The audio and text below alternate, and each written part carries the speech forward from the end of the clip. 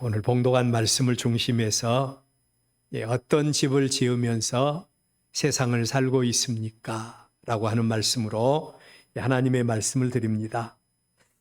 오늘 우리의 본문 말씀을 묵상하면서 갑자기 예수님께서 가르쳐 주신 두 가지 비유의 말씀이 떠올랐습니다. 첫 번째 비유의 말씀은 달란트 비유입니다. 한 주인이, 여기서 말하는 한 주인은 우리 인생의 주인이신 하나님을 지칭하는 말씀이죠. 그 한 주인이 종들에게 달란트를 맡기시는데 한 사람에게는 5달란트를, 한 사람에게는 2달란트를, 한 사람에게는 1달란트를 맡기셨다라고 말씀을 하십니다. 이 비유 속에서 우리는 두 가지 사실을 생각하게 됩니다. 첫째로는 주인이 종들에게 달란트를 맡겼다는 것입니다. 주인이 종들에게 달란트를 맡겼고 그 달란트의 액수는 각자의 그들의 성향에 따라서, 그들의 역량에 따라서 각각이 달랐다는 사실. 그리고 두 번째로 왜 주인이 그 종들에게 달란트를 맡기셨을까라고 하는 사실입니다. 당연히 주인이 종들에게 달란트를 맡기실 때는 그냥 보관만 잘하고 있어라 라고 이렇게 맡기신 게 아니라는 겁니다.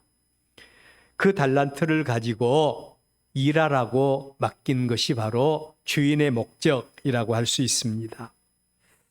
또 하나의 비유입니다. 주인의 소유를 맡아서 관리하는 불의한 청지기의 비유입니다.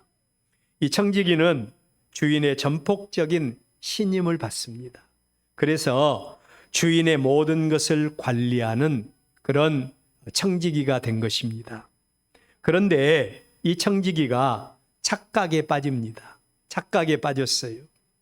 주인은 눈에 보이지 않습니다. 그리고 주인의 소유물은 다 자기의 손에 맡겨졌어요.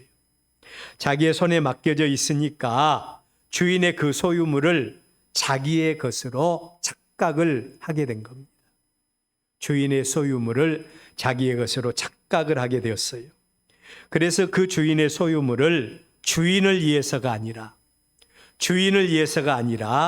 자기의 이익을 위한 수단으로 이 주인의 소유물을 사용하게 되었다는 겁니다.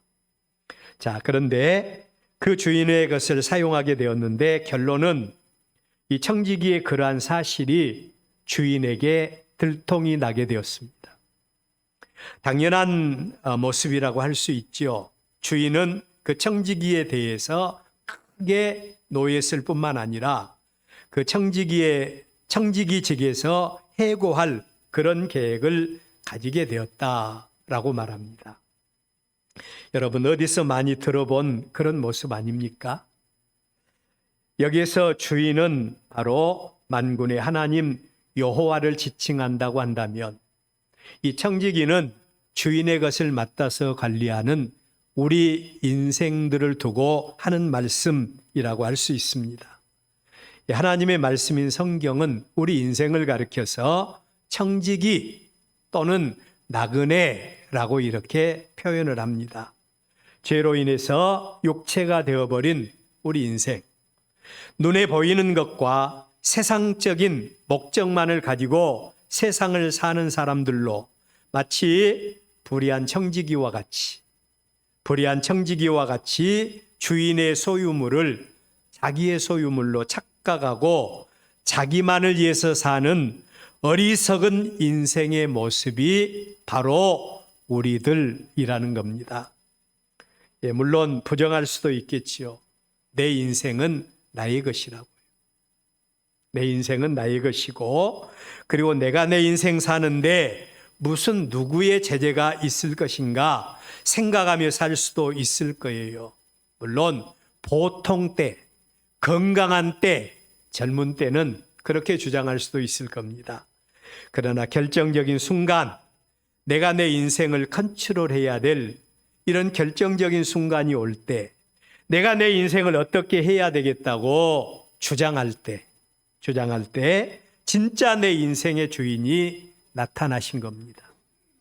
진짜 내 인생의 주인이 나타나셔서 어리석은 자야, 오늘 밤에 내가 내 생명을 거두어 갈 것이라고 요구하신다면 이 주인의 요구에 대해서 항거할 수 있는 사람이 누가 있겠는가, 그런 말씀이에요. 이런 사실을 잘 알고 있었던 한 젊은이가 있었어요. 제임스 D. 케네디라고 하는 그런 이름을 가진 젊은이인데, 이 젊은이는 원래는 유명한 댄스 학교, 그러니까 우리말로 하면 춤 교실의 선생님이었다고 그럽니다. 그 일로 인해서 이 청년은 굉장히 유명해질 수도 있었고, 그리고 부와 인생의 향락을 거머쥘 수 있는 그런 자리에까지 올라갔대요. 그런데 어느 날 그 젊은이의 내면으로부터 들려오는 한 음성을 듣게 됩니다. 그게 뭔고 하니, 너는 내 인생을 어디에서 보내고 있느냐? 그 마음속 중심으로부터 들려오는 음성이 너는 내 인생을 어디에서 보내고 있느냐라고 하는 그런 음성을 듣게 됩니다. 그 후에 이 젊은이는 자신의 모든 것을 다 내려놓습니다. 그리고 하나님의 부르심에 응답하는 그런 삶을 살게 됩니다.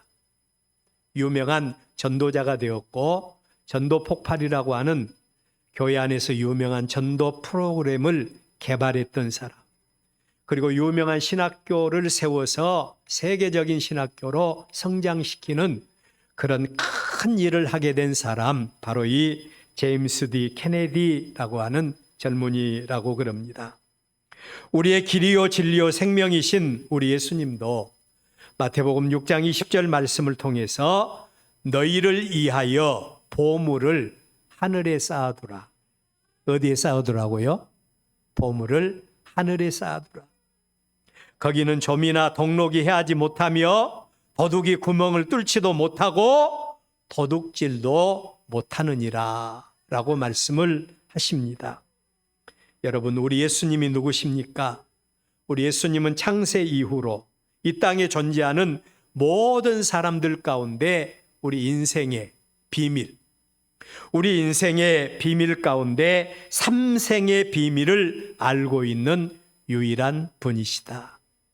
여러분, 우리 인생이 여러분은 일생으로 끝나버린다고 생각하십니까? 아니면 우리 인생은 또 다른 인생이 있다고 생각하십니까? 하나님의 말씀인 성경은 우리 인생을 가리켜서 삼생이 있다고 그래요. 삼생. 첫 번째 우리 인생은 바로 어머니의 뱃속에서의 일생이라고 그럽니다. 이걸 가리켜서 우리의 일생이라고 해요. 그리고 두 번째로 우리 인생에 이생이 있는데, 그것은 바로 지금 우리가 살고 있는 이 세상, 우리가 누리고 살고 있는 이 나그네 인생길을 가리켜서 우리 인생의 이생이라고 그럽니다. 그리고 우리의 인생에 삼생이 있다면 그것은 바로 영원한 하나님의 나라, 영원한 우리의 본향이 우리의 삼생을 살아가야 될 그런 본향이라고 그럽니다. 그 예수님께서 우리의 인생의 비밀, 삼생의 비밀을 잘 알고 계신 예수님께서 이 땅에 사람의 몸을 입고 오셨습니다. 공생의 사역을 행하시는 가운데 많은 무리들이 예수님을 따릅니다. 그 많은 무리들을 예수님께서 인도하셔서 어디로 인도하셨는가 하니 산상으로 인도하십니다. 그곳에서 우리 예수님께서 놀라운 천국, 하나님 나라 비밀의 말씀을 선포하십니다. 학자들은 이 말씀을 가리켜서 산상보훈, 보석과 같은 하나님의 말씀이라고 해서 산상보훈이라고 합니다. 오늘 우리의 본문 말씀은 그 보석과 같은 말씀 가운데서 마지막 결론 부분에 해당되는 말씀이에요. 결론 부분에서 우리 예수님께서 뭐라고 하십니까?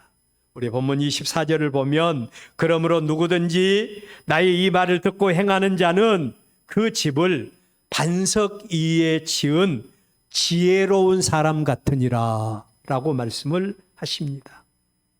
이는 이미 우리 예수님께서 그를 따르는 무리들을 향해서 보석과 같은 말씀들을 이미 선포하셨습니다. 인생의 삶의 비밀을 이미 우리 예수님은 산상보훈을 통해서 알리셨어요.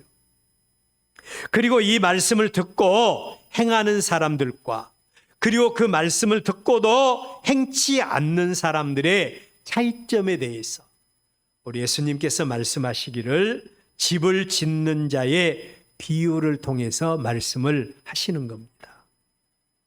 오늘 이러한 말씀들을 생각하면서 우리는 어떤 집을 지으면서 세상을 살고 있는가? 이 시간 말씀을 통해서 나와의 만나는 그런 은혜가 있기를 바랍니다.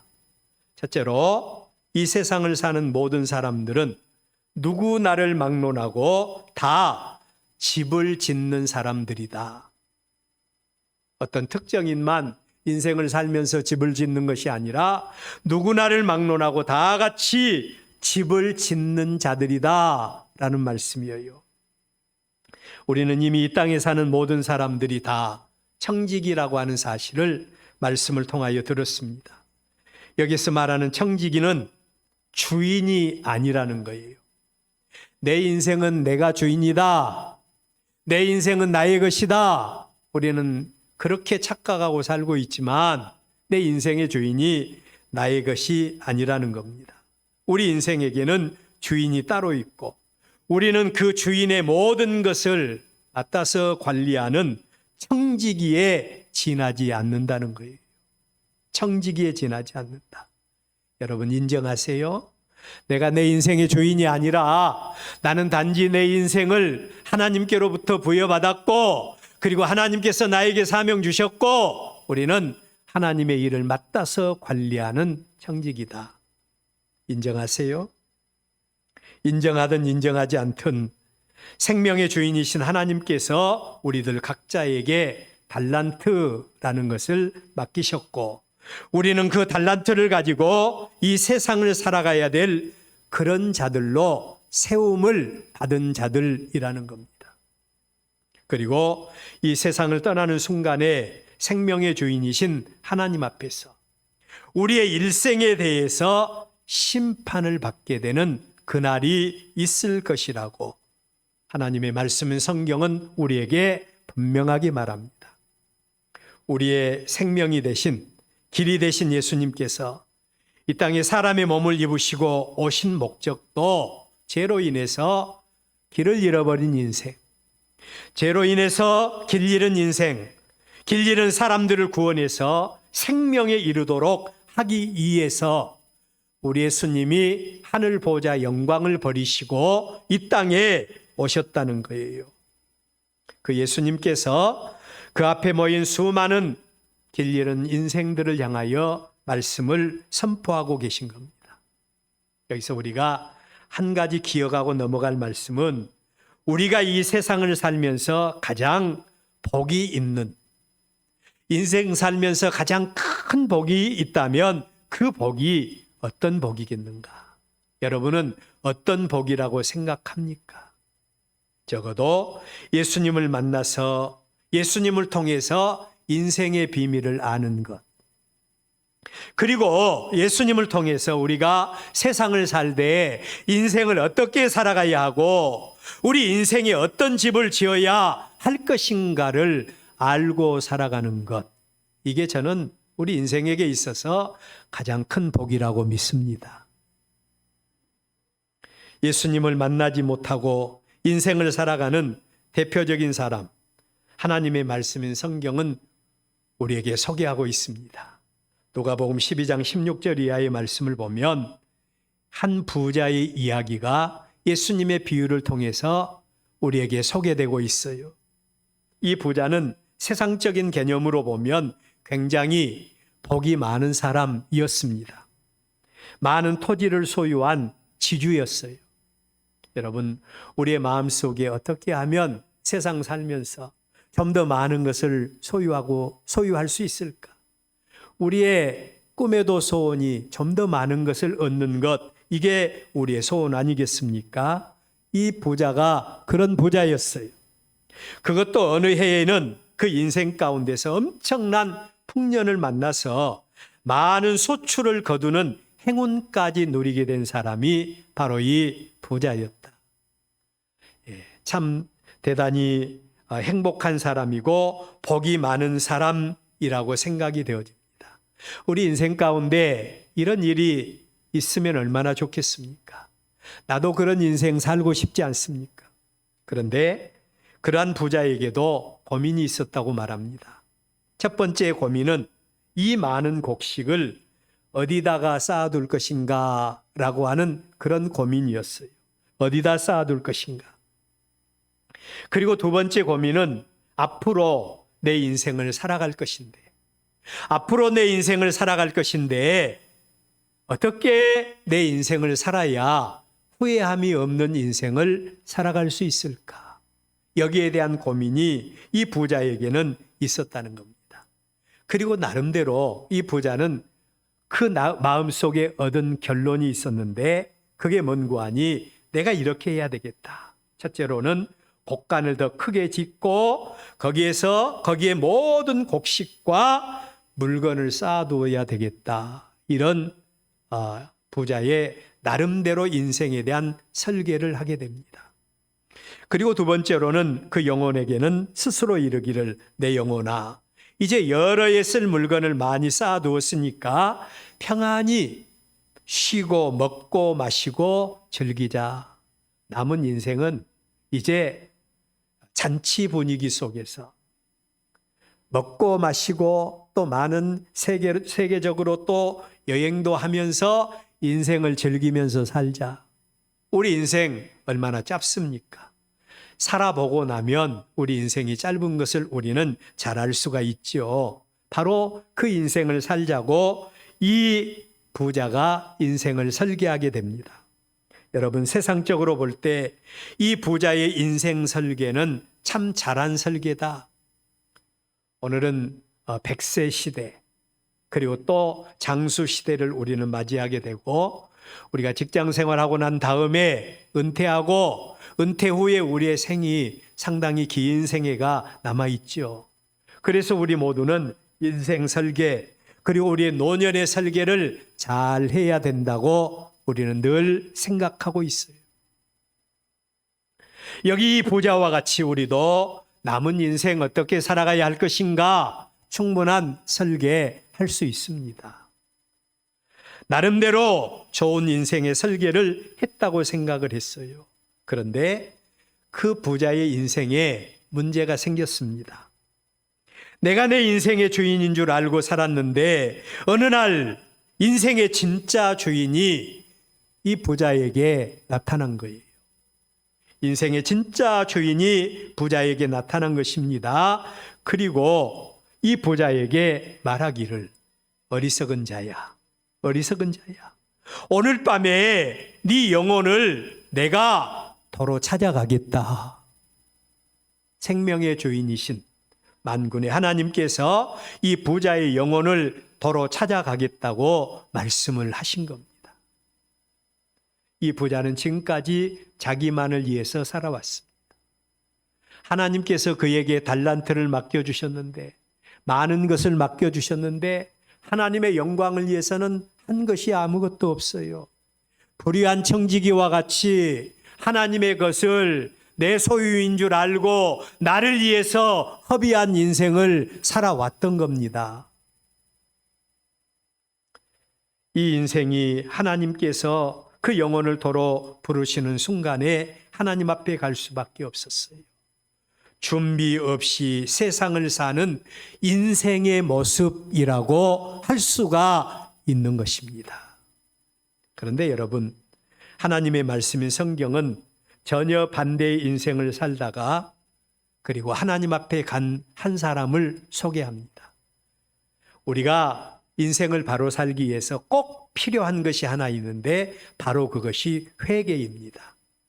회개라고 하는 말은 우리가 가던 길을 이 길이 잘못된 길이네, 많은 사람들이 가는 길이어서, 넓은 길이어서 이 길 가면 내 인생 바로 살 줄 알았는데 이 길이 잘못된 길이네 하고 돌아서서 예수님을 만나서 그 길이 잘못된 길인 줄 알고 돌아서서 다른 길, 좁은 길을 향하여 나아가는 것. 하나님을 인정하고 하나님의 말씀대로 순종하는 이 땅에서의 사명자의 삶을 살아가는 것, 이게 바로 인생을 바로 사는 자들의 모습이라고 할 수가 있습니다.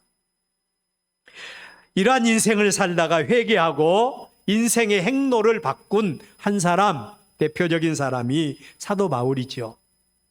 원래 부잣집 아들이었고 바리새인으로서 최고의 교육을 받은 사람, 나름대로 사회생활도 열심히 했습니다. 그래서 정치적으로 교제의 폭도 넓혔던 그런 사람이었고, 그리고 자기의 출세를 위한 일이라면 어떤 사람이라도 짓밟고 넘어설 수 있는 사람이 바로 이 사울이라고 하는 사람이었죠. 그런데 이 사울이 복이 있었던 것은 하나님이 그에게 만나주셨다는 겁니다. 하나님이 그에게 만나주셨어요. 여러분, 하나님이 만나주시는 사람 아무에게나 주어진 은혜가 아닌 겁니다. 하나님이 특별히 천에 하나 만에 하나 부르시고 택하신 자들에게 만나주신 줄로 믿습니다. 사울에게 만나주셨어요.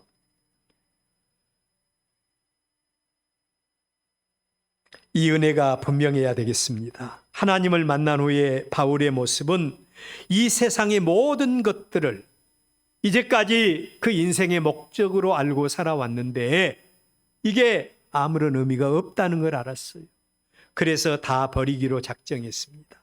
그의 고백에 의하면 모든 것을 배설물로 여기게 되었다고 말을 하고 있습니다. 하나님께 인정받고 하나님께 드러나는 삶을 살기 위해서 어떤 삶을 살았는고 하니 운동장에서 다름질하는 운동선수와 같이 살았다는 겁니다. 운동선수들은 부르심의 상을 받기 위해서 목표물을 향해서 최선을 다해서 달려가고 오직 이 일만을 목적 삼고 그의 인생을 갖고 가는 사람이 운동선수 아니겠습니까? 그 결과 디모데후서 4장 6절의 고백을 하게 됩니다. 전제와 같이 내가 벌써 부어지고, 전제와 같이 내가 부어졌다라고 하는 말은 이제 그가 세상을 떠날 날이 얼마 남지 않았다는 겁니다. 전제라고 하는 말은 하나님 앞에 번제나 속죄제나 속건제나 화목제를 드릴 때요, 제물을 다 드린 다음에 마지막에 부어드리는 포도주라든지 기름이라든지 이런 것들을 부어드리는 순간을 가리켜서 전제를 부어드리는 순간, 이제 제사가 마지막 끝나는 그런 순간입니다. 바울이 고백하기를 전제와 같이 내가 벌써 부어지고 나의 떠날 시각이 가까웠도다. 이제 죽음의 순간을 맞이하는 겁니다. 그 순간에 나는 선한 싸움을 싸우고 나의 달려갈 길을 마치고 믿음을 지켰으니, 인생 참 멋지게 살았지요. 이제 후로는 나를 위하여 의의 면류관이 예비되었으므로 주곧 의로우신 재판장이 그날에 내게 주실 것이며, 내게만 아니라 주의 나타나심을 사모하는 모든 자에게도니라. 이 고백을 하게 된 겁니다. 여러분, 누가 인생 잘 산 사람입니까? 우리는 두 가지 인생을 항상 우리의 삶 속에 그리며 살아요. 어리석은 부자와 같이 내게 주어진 이 물질, 내게 주어진 이 모든 것을 가지고 어떻게 이 세상을 누리며 살고 싶은 이런 삶을 살아가는 사람이 있을 것이고, 여기 사도 바울과 같이 우리가 선한 싸움 싸워서 하나님 영광 위에서 살다가 하나님 부르시는 그날에 의뢰의 보좌 앞에 담대히 나갈 수 있는 그런 인생을 사는 사람이 있을 것입니다. 여러분은 지금 어느 길을 걸어가고 계십니까? 두 번째로 길이요 진리요 생명이신 예수님께서 들려주신 보훈의 말씀입니다. 예수님께서 들려주신 보석과 같은 말씀, 어떤 말씀입니까? 이 땅에 사는 모든 사람들은 다 집을 짓는 사람들이다 라는 말씀이에요. 그런데 우리 예수님께서 가르쳐 주신 말씀은 이 집을 짓는데 사람들은 한 종류의 집을 짓는 것이 아니라 두 종류의 집을 지을 수가 있다고 말합니다. 두 종류의 집을 지을 수 있다는. 한 종류의 집은 그 집을 반석 위에 지어진 집이라고 소개합니다. 반석 위에 지은 집을 지은 사람이 있고 또 한 종류의 집은 모래 위에 지어진 집을 짓는 사람이 있다라고 말씀을 합니다. 자, 여기서 우리가 잠깐 생각할 말씀은 예수님의 이 말씀을 들은 군중들의 이해도입니다. 지금 예수님 앞에는 많은 군중들이 모여 있어요. 그리고 예수님께서 보석과 같이 들려주신 인생의 귀한 말씀들을 지금 그들이 청취하고 있는 겁니다. 그 이유는 하나님의 말씀은 그 말씀을 듣는 자들에게 실상이 되어져야 되기 때문이에요. 그들은 다 현지인들이었습니다. 당연히 그 지역의 특성상 집을 짓는데 그들은 어떤 집을 지어야 할 것인가를 잘 알고 있었어요. 그런 사람들에게 예수님은 집에 대한 두 가지 비유를 말씀하십니다. 첫째로는 사람이 집을 짓는데, 참고로 여기서 말하는 집은 우리가 생각하는, 우리가 이 세상을 살아가면서 지어야 할, 우리가 살 그런 집이 아니라는 거예요. 여기서 말하는 집은 헬라어로 오이키아라고 하는 말인데, 이 말은 인생 전체를 의미하는 그런 단어라는 겁니다. 오이키아라고 하는 말은 우리 인생 전체를 의미하는 그런 말이다. 그래서 사람이 이 땅에서 집을 짓는데, 그 인생의 집을 짓는데 어떤 집을 짓는 거 아니? 어떤 사람은 그 집을 반석 위에 짓는 지혜로운 사람이 있다. 그렇게 말씀을 하고 있어요. 그렇다면 여기서 말하는 지혜롭다라고 하는 말은 어떤 말입니까? 지혜라고 하는 말은 바로 지식. 잠언서에 보면 하나님을 아는 것이 바로 지식이라고 말을 하죠. 지식과 그리고 또 실천. 그러니까 하나님을 알고 그리고 하나님의 말씀대로 실천하며 인생의 집을 짓는 사람을 가리켜서 뭐라고요? 지혜로운 사람이다. 지혜로운 사람이다. 그렇게 표현을 하고 있는 것입니다. 인생의 비밀을 아는 지식 위에 인생을 설계하고 그 삶을 살아가는 그 사람이 복이 있는 사람이고 지혜로운 사람이라고 말씀을 하고 있어요. 여러분은 어떻습니까? 인생의 의미를 알고 하나님을 알고 그 하나님의 말씀 위에 우리의 인생의 집을 지면서 영원한 우리의 본향을 바라보면서 믿음으로 살고 있습니까? 아니면 어떤 삶을 살고 계세요? 두 번째로 또 어떤 사람은 집을 짓는데 모래 위에 짓는 사람도 있다. 그 사람을 가리켜서 어리석은 사람이라고 표현을 해요.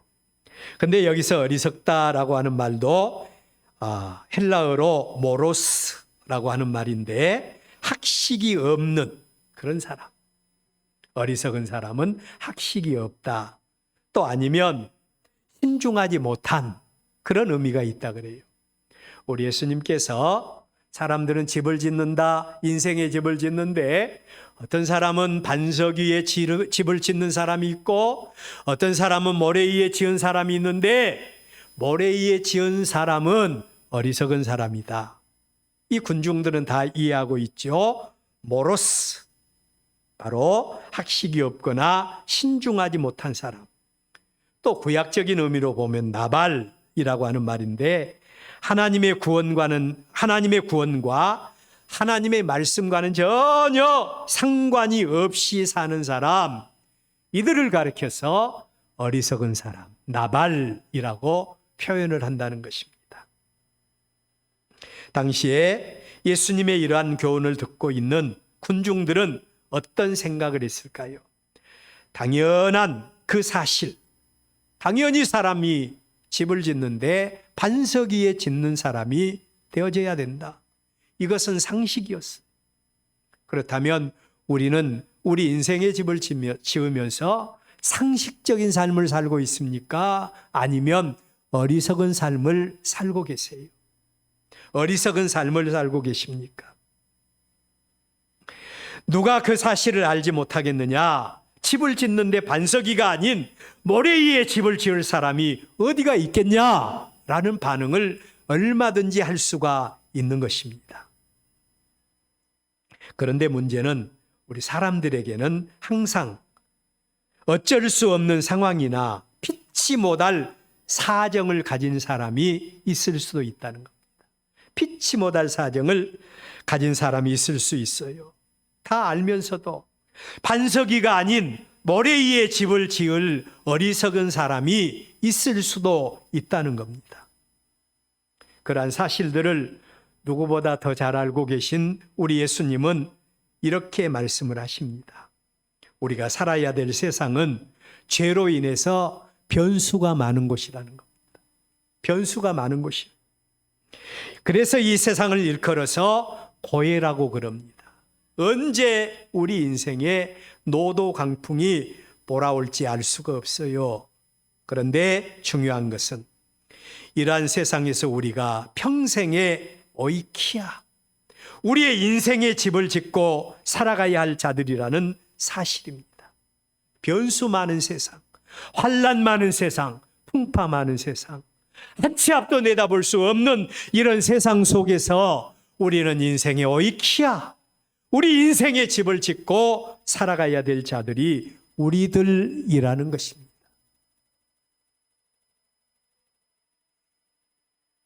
그리고 이 인생의 집은 마지막에 생명의 주인이신 하나님 앞에 우리 인생의 집에 대한 최후의 인준을 받아야 될 자들이 저와 여러분들이세요.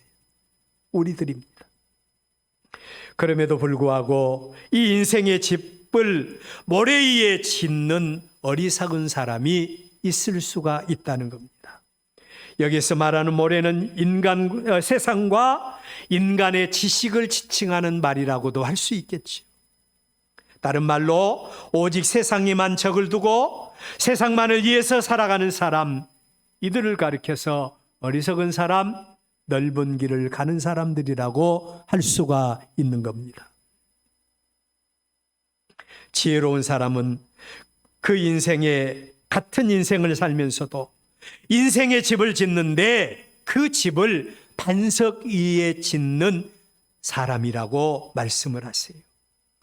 지혜로운 사람은 여기서 말하는 반석은 페트라라고 하는 말인데 하나님의 말씀을 듣고 그리고 한 귀로 듣고 한 귀로 흘러버리는 그런 삶을 살아가는 것이 아니라 하나님의 말씀을 생명의 말씀으로 알고 실천하는 믿음의 사람을 가리켜서 페트라, 반석, 그 위에 인생의 집을 짓는 그런 사람이 지혜로운 사람이다 라는 말씀이에요. 다른 말로 지혜로운 사람은 그 인생의 뿌리를 하나님께 두는 사람, 하나님의 말씀을 듣고 실천하는 삶으로 인생의 집을 짓고 살아가는 사람, 이들이 지혜로운 사람이랍니다. 우리 예수님은 이 말씀을 과거형이나 현재 진행형이 아닌 미래 진행형으로 소개하면서 현재를 통해서 앞으로 있을 일들에 대해서 우리에게 교훈해 주고 있는 것입니다. 오이키야, 너희들은 인생의 집을 짓는 사람들이야. 너희들은 두 가지 집을 지을 수 있어. 하나는 반석 위에 지은 지혜로운 사람, 하나는 모래 위에 지은 어리석은 사람. 어떤 삶을 사시겠습니까? 너희들이 믿음으로 단장하지 아니하면, 모래 위에 집을 지으면 우리 인생은 마지막에 생명의 주인이신 하나님 앞에서 우리 인생은 다 하나님 앞에 인정받지 못하고 영원한 심판 가운데 이르게 될 것이라고 하는 경고의 말씀인 것입니다. 우리 모두는 일생을 통해서 인생의 집을 짓는 사람들입니다. 어떤 집을 짓고 있습니까? 참으로 다행히 우리는 길이요 진리요 생명이신 예수님을 통해서 인생의 비밀을 소개받은 사람들입니다. 할렐루야. 여러분, 그렇다면 이러한 인생 속에서 어떤 집을 지어야 되겠습니까? 자신의 형편과 처지를 생각하면서 나도 그렇게 살고는 싶은데 어쩔 수 없다고 하면서 끄덕끄덕 모래 위에 집을 짓고 사는 우리가 되어져야 되겠습니까?